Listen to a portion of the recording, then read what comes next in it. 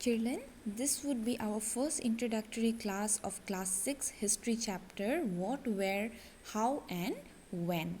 Okay, so we will begin this chapter with this few questions, that is what, where, how and when. These questions are related to history and we will try to understand the concept of history with the help of these questions. So this video is for easy understanding of this chapter in Assamese language.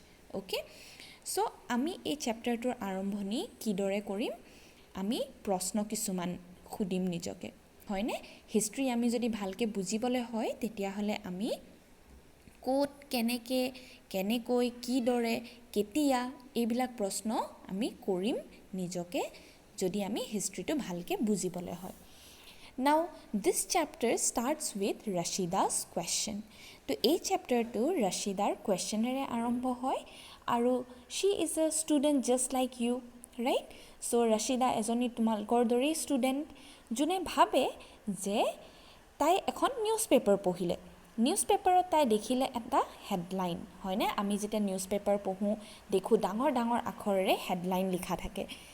ৰাছিদাই যোনখন news paper পঢ়িলে তাত তাই দেখিছে ডাঙৰ ডাঙৰ আখৰেৰে headline লিখা আছে 100 years ago, হয়নে? তো সেই 100 years ago ৰাছিদাই দেখি পেলাই তাই আচৰিত হ'ল. তাই ভাবিছে যে 100 years agoৰ কথা কেনেকৈ গম পালে এই নিউজ লেখকজনে, হয়নে? যোনে নিউজ পেপাৰখনত লিখিছে তেওঁতো জীয়াই থকা নাছিল সেইটো সময়ত বা তেওঁ জন্মও হোৱা নাছিল.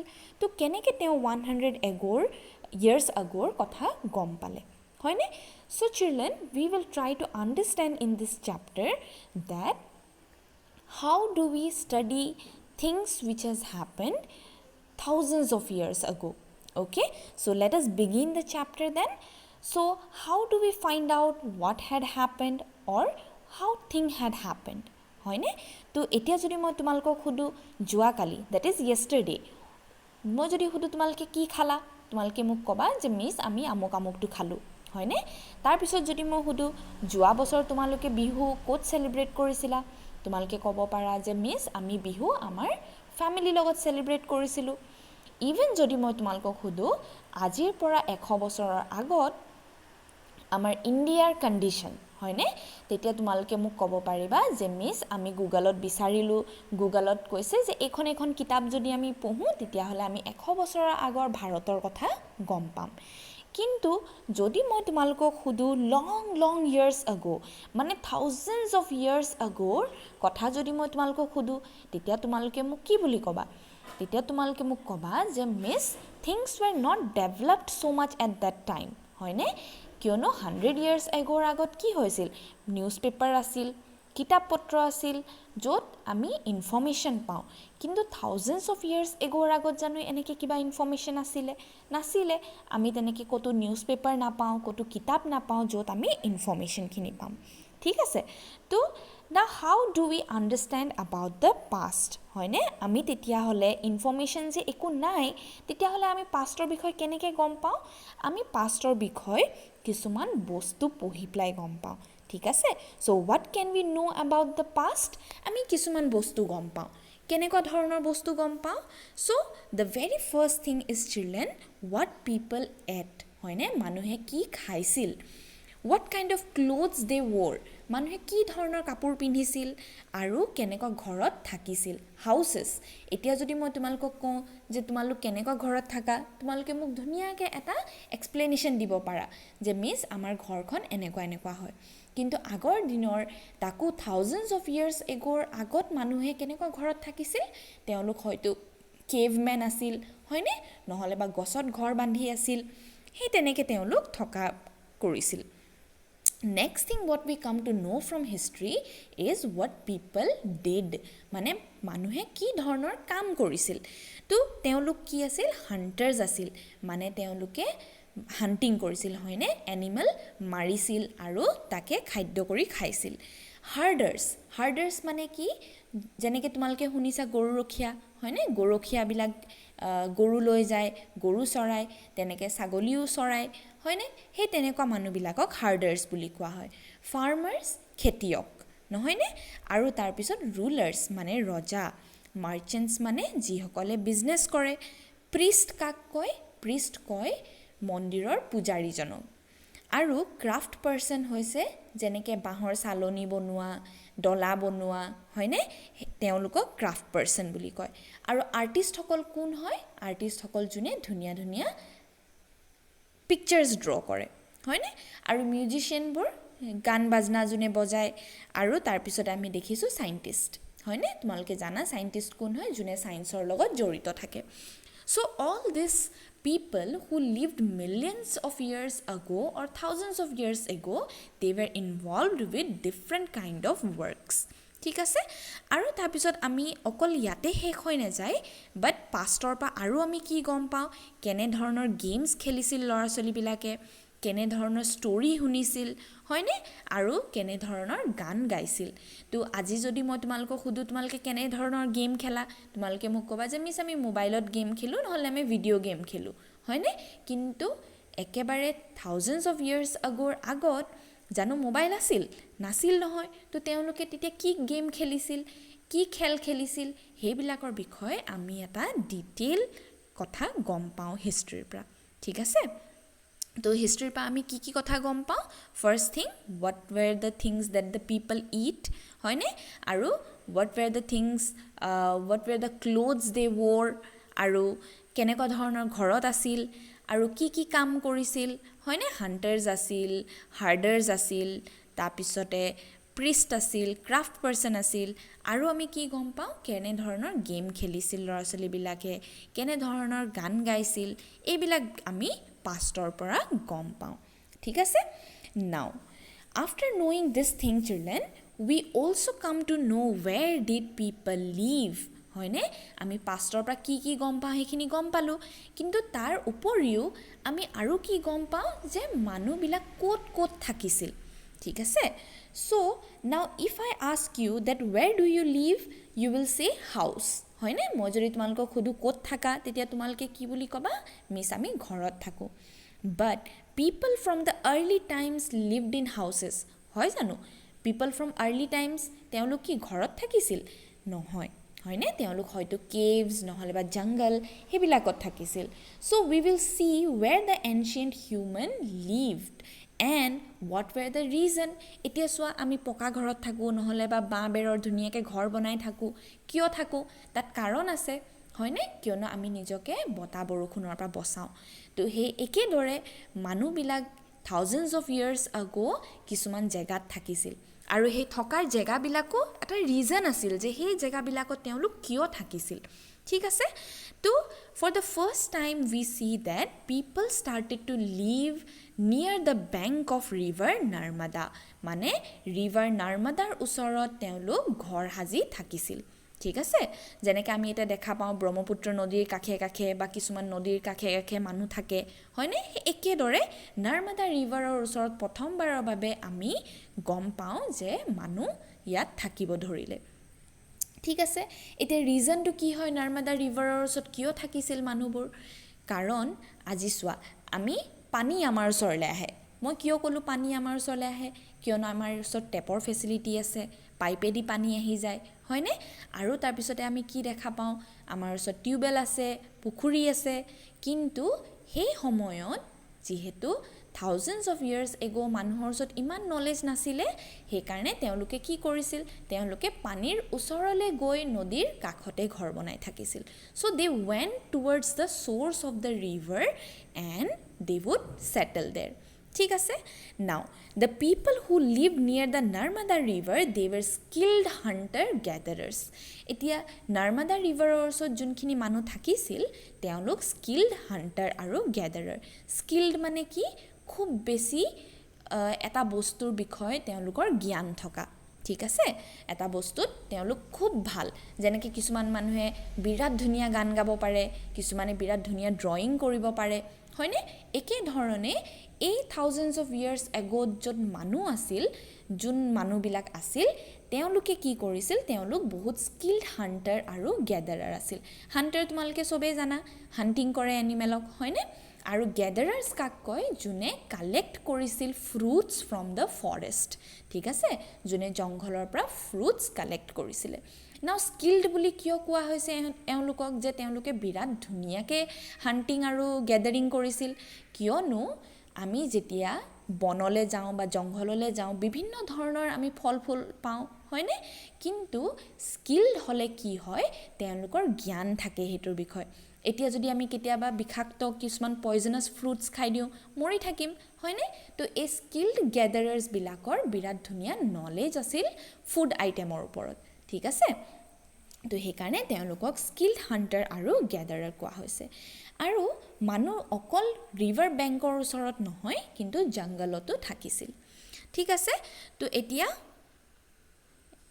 এই পিকচাৰটোত তোমালোকে দেখা পাবা যে পাষ্টৰ পৰা আমি কি কি গম পাওঁ ক্লথছৰ বিষয় গেমছৰ বিষয় ফুড হাউচেছ হয়নে এইবিলাকৰ বিষয়ে আমি পাষ্টৰ পৰা গম পাওঁ ইয়াত চোৱা হাণ্টাৰ্ছ গেদাৰাৰ্ছখিনি কিয় স্কিল্ড আছিলে তেওঁলোক কিয় এটা কামত বিৰাট ভাল আছিলে কিয়নো তেওঁলোকে বিৰাট ধুনীয়াকৈ পাথৰ জোঙালি পেলাই জোঙা কৰি তেওঁলোকে কিবা এটা গছৰ ডালত বান্ধি এনেকেই তেওঁলোকে হাণ্টিং কৰিছিল ঠিক আছে কিয়নো তেওঁলোকৰ ওচৰত তেতিয়া বন্দুক পাতি নাছিলে তো সেইকাৰণে তেওঁলোকে এইবিলাকে অস্ত্ৰ লৈ পেলাই হাণ্টিং কৰিছিল ঠিক আছে now what do we see slowly and steadily people started to settle down in one place এতিয়া যেনেকৈ মই তোমালোকক ক'লোঁ ৰিভাৰৰ ওচৰত কেইদিনমান থাকে তাৰপিছত জংঘলত থাকে কিন্তু এতিয়া লাহে লাহে আমি দেখা পাইছোঁ যে মানুহবিলাক এটা জেগাত সেটেল হ'ব ধৰিছে ঠিক আছে তো সেই এটা জেগাত সেটেল হ'ব ধৰোঁতে কি হ'ল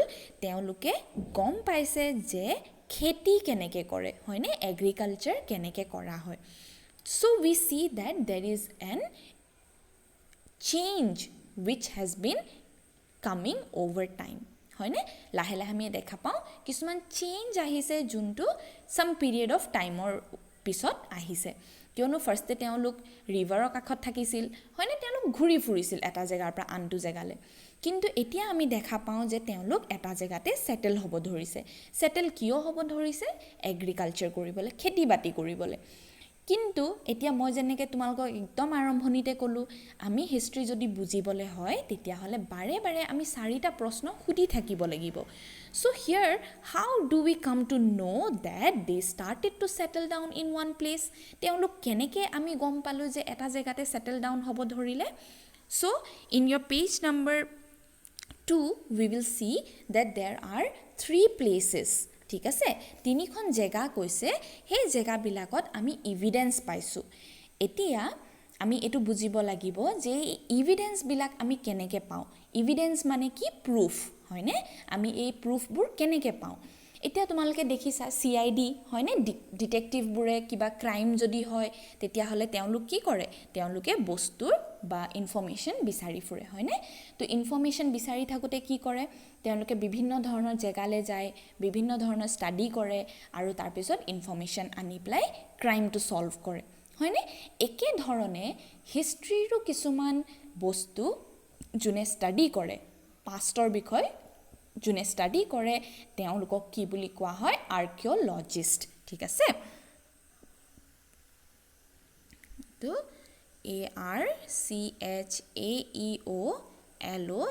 ARCHAEOLOGIST archaeologist so archaeologists are the people who study about the past তেওঁলোকে এনি টাইম পাষ্টৰ বিষয়ে ইনফৰমেশ্যন বিচাৰি থাকে যাতে আমি কিছুমান এক্সপ্লেনেশ্যন দিব পাৰোঁ হয়নে কিছুমান বস্তু এক্সপ্লেইন কৰিব পাৰোঁ যিটোত মানে কি হয় ইনফৰমেশ্যন দিব পাৰি হয়নে তো এতিয়া তেওঁলোক কি কৰে বস্তুবোৰ ইনফৰমেশ্যন গোটাই থাকে ঠিক আছে তো এই আৰ্কিঅলজিষ্টসকলে কি কৰিছিল for the first time in Suleman and Kirthar hills তেওঁলোকে কিছুমান এভিডেন্স পাইছিল এতিয়া সুলেমান আৰু কিৰথাৰ হিলছ ক'ত আছে towards the north western part of India এইটো নৰ্থ এইটো ৱেষ্ট আৰু মাজৰ পাৰ্টটোক নৰ্থ ৱেষ্ট বুলি কয় ঠিক আছে তো এই কিৰথাৰ আৰু সুলেমান ৰেঞ্জটো এতিয়া ক'ত আছে সেইটো এতিয়া পাকিস্তানত আছে ঠিক আছে কিন্তু তেতিয়া ইণ্ডিয়া ডিভাইড হোৱা নাছিল হয়নে ইণ্ডিয়া এখন ডাঙৰ জেগা আছিল আৰু ইণ্ডিয়াৰ ডিফাৰেণ্ট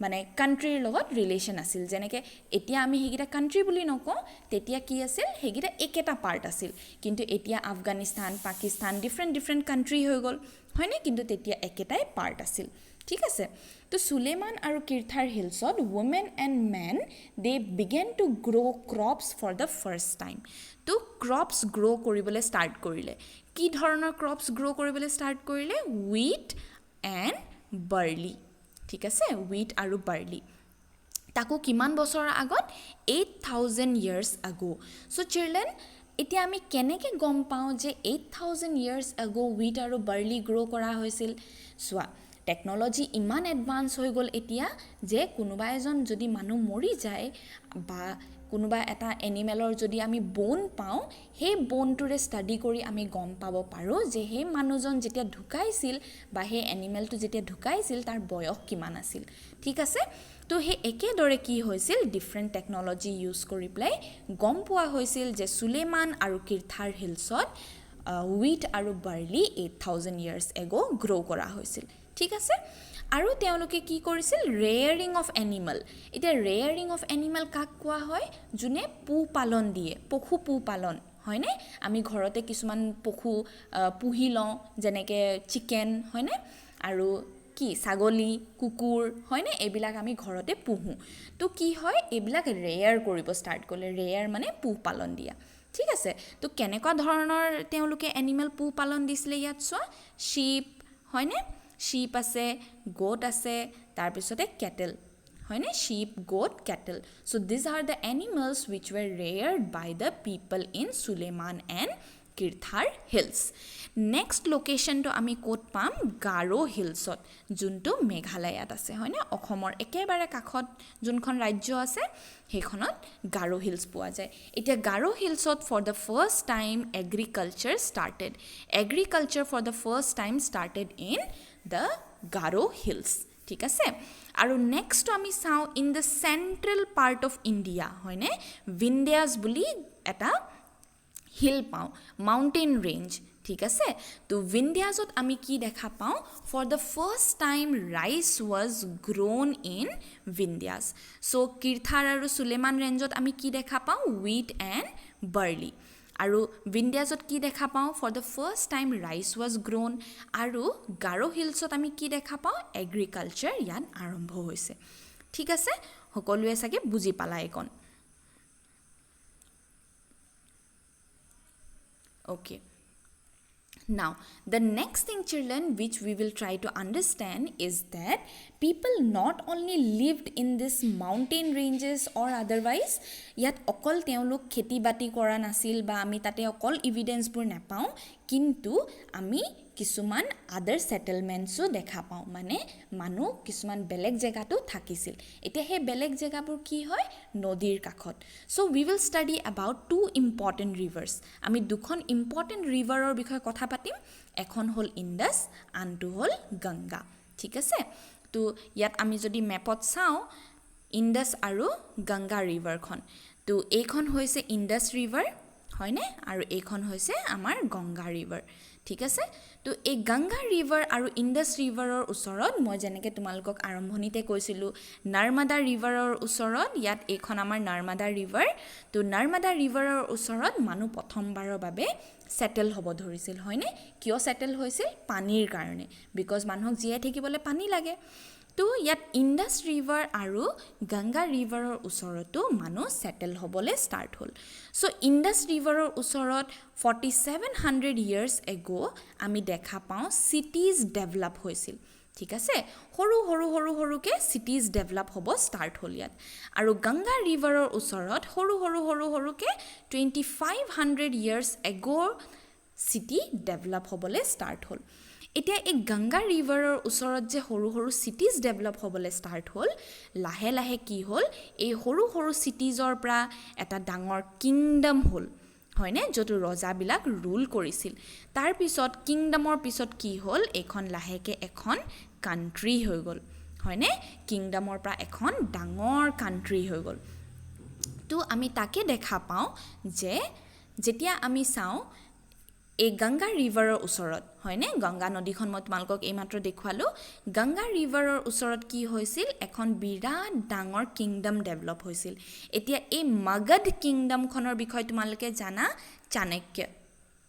চাণক্যক চিনি পোৱা তোমালোকে সবে আৰু চন্দ্ৰগুপ্ত মৌৰ্যকো চিনি পোৱা হয়নে এখন চন্দ্ৰগুপ্ত মৌৰ্য বুলি চিৰিয়েল এখনেই আহে তো সেই চন্দ্ৰগুপ্ত মৌৰ্য আৰু চাণক্যৰ বিষয়ে আমি গম পাওঁ যেতিয়া আমি মগধৰ এই কিংডমৰ বিষয়ে পঢ়োঁ ঠিক আছে এই ৰাজ্যখনৰ বিষয়ে পঢ়োঁ এইখন এতিয়া প্ৰেজেণ্ট ডে বিহাৰত আছে মগধখন এতিয়া প্ৰেজেণ্ট ডে ক'ত আছে বিহাৰত ঠিক আছে তো এই কিংডমখনৰ বিষয়ে আমি পঢ়িবলৈ পাওঁ তো চিলড্ৰেন এতিয়া মই তোমালোকক কি বুলি ক'লোঁ যে আমি প্ৰথমতে কি দেখা পাওঁ সৰু সৰু সৰু সৰু চিটিজ ডেভেলপ হয় এই চিটিজৰ পৰা কি হয় কিংডম হয় হয়নে তাৰপিছতে কিংডমৰ পিছত কি হয় এখন কাণ্ট্ৰি ফৰ্ম হয় ঠিক আছে কাণ্ট্ৰি এখন ফৰ্ম হয় so we will stop here today in the next class we will start with why people travel from one place to another আজিৰ ক্লাছত আমি ইমানেই পঢ়িম নেক্সট ক্লাছত তোমালোকক মই এক্সপ্লেইন কৰিম কিয়